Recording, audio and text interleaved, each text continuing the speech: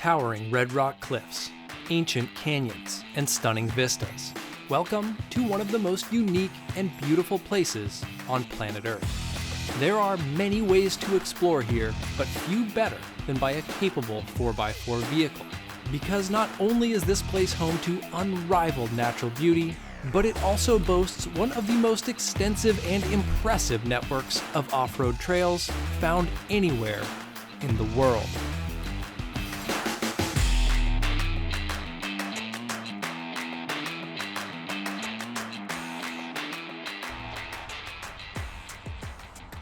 Well, just like the sign behind me says, greetings from Moab. That's right, we have made it to Moab. We actually got in a couple days ago. We took a down day here yesterday and just hung out in the town. We really like Moab, by the way. And today, I'm super excited because we are gonna get out of town. We're gonna get back on the trails. I've got a handful of trails lined up that are gonna make a little bit of a loop. We're gonna do that over the next couple days. And then with the time we have left, we're just gonna explore as many trails down here as we can. So stick around. Today in particular should be very fun. I have what I hope will be an absolutely incredible campsite marked on the map if nobody's out there and we can make it. So we'll find out. Only a few minutes outside of Moab and we had already found dirt. We didn't have to wait long for views either, as our first trail of the day began with a steep climb up a shelf road.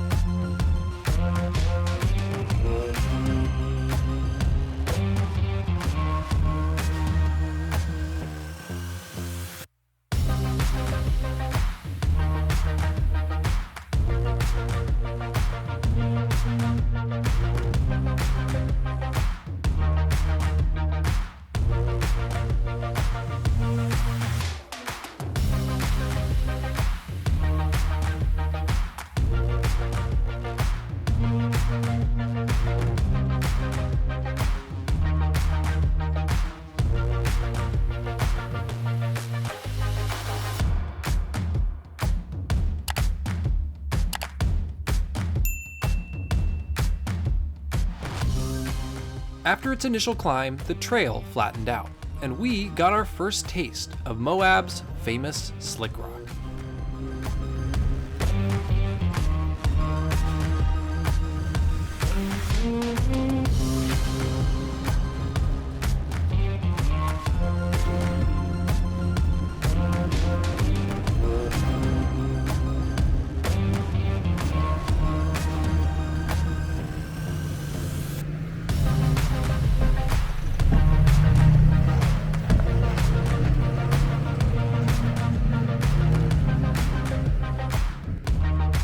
All right, let me give you all an update. We just made it to our first stop, which is Gemini Bridges. So we're gonna check this out and see what it's all about.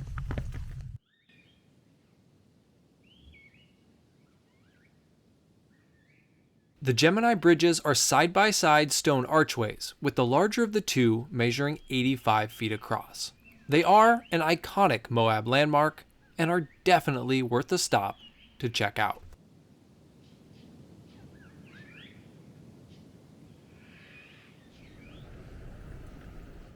Continuing west, we neared the end of the Gemini Bridges trail. And while this trail may lack the technical obstacles that many of the trails in Moab are known for, it more than makes up for it with beautiful scenery throughout.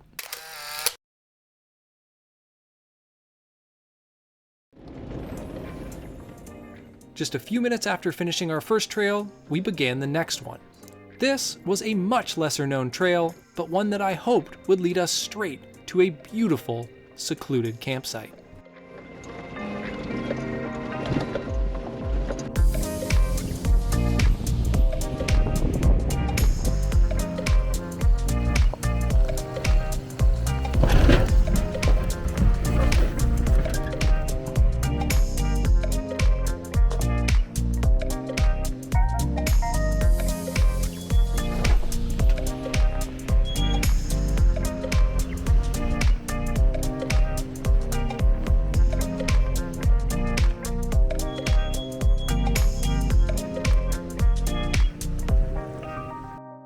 All right, we just pulled up to camp for the night, and pretty happy with this one, I would say. Let me show you what it looks like. We took a pretty remote trail right to the edge of Canyonlands National Park, and here is our view. And there is no one around. We've got this entire place to ourselves, at least for right now. And the other cool thing is, it is like 1:30 in the afternoon. So we're gonna set up camp and we're just gonna relax and enjoy this view. It's been 2 years since we've been to Canyonlands, which had some of our favorite camping we've ever seen. And so I really wanted to try and get back there, but we're just outside the national park. The boundary is right there. So we've got the views and we're gonna enjoy them for the rest of the day.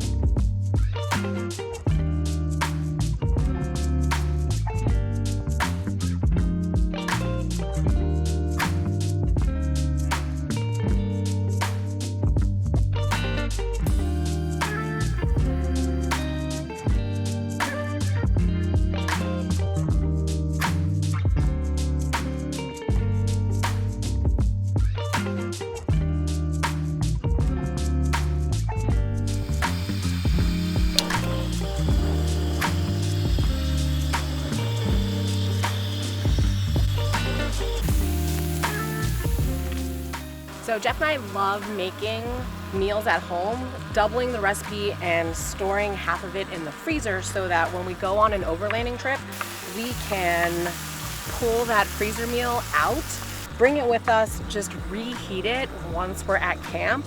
It's super easy. We get to eat a really, really good home-cooked meal, and it's one of our, I'd say, camping meal hacks.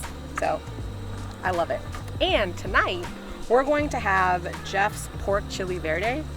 This is something that he makes quite often at home, and it is one of our favorite dinners to make. So super excited to have it tonight for dinner.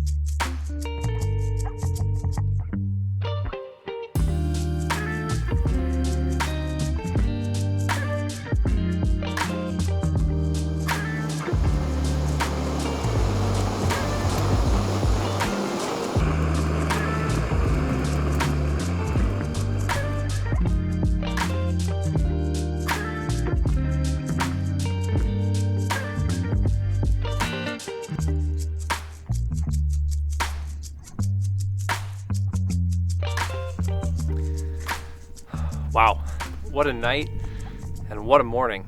Last night, the Milky Way and the stars were out. There's no light pollution up here, and we're at pretty high elevation, so the Milky Way was just spectacular. I got out of the tent at around 1:30 in the morning, and it was so beautiful. I had to set up the camera. So I set up the camera, and I got the shots that you just saw. And then this morning, we're just watching the sun illuminate the canyon as it rises. And, you know, I've said this before, but mornings like this and nights like last night are so much of the motivation for us to come out and overland and do this. The driving is great, the trails are fun, but when you find a campsite like this and there's no one else out here at all, we are totally alone out here, it's dead silent, and you get a view like this, it's really an addiction. So anyway, we're in no hurry this morning. We're just gonna soak in these views for as long as we can before we head out and finish this loop of trails that I've put together through Moab, and then we'll kind of see what's next. But anyway, I think for the rest of the morning, I'm just gonna set down the camera and I'm gonna enjoy these views for myself. Camping here on public land along this cliff edge bordering Canyonlands National Park was one of those experiences that made us realize just how lucky we are to be able to do this, to have access to this land, and to connect with nature in a way that's so pure, it's hard to put into words. It's something that, in order to truly understand, you really need to experience for yourself. And to say we didn't want to leave would be an understatement, but knowing we had so much more to explore gave us the motivation to break down camp and head towards the final trail of our Moab loop.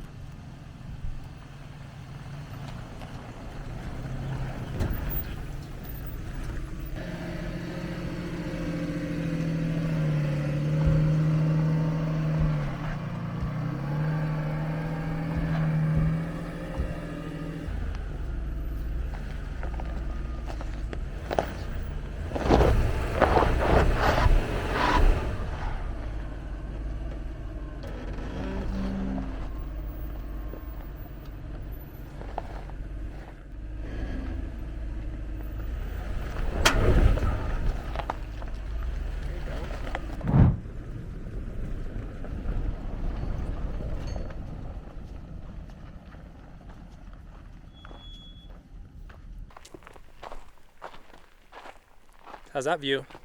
This is amazing. Well, we just made our first stop along the Long Canyon Trail. We've only been on the trail for just a couple of minutes, and we came across this incredible viewpoint. Definitely worth a stop if you're coming down this trail.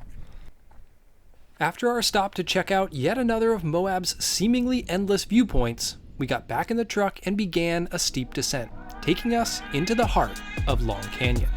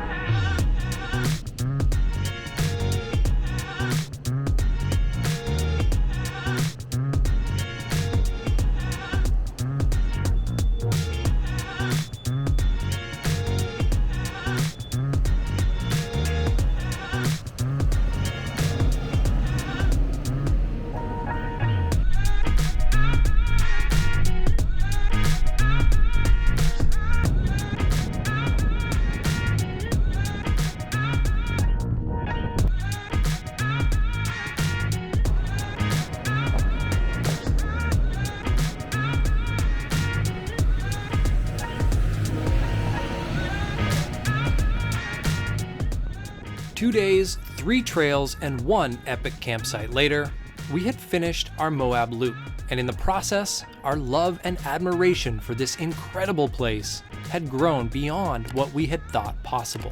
But we were far from done. This loop was simply a warm-up for what was to come, as we had saved the best for last.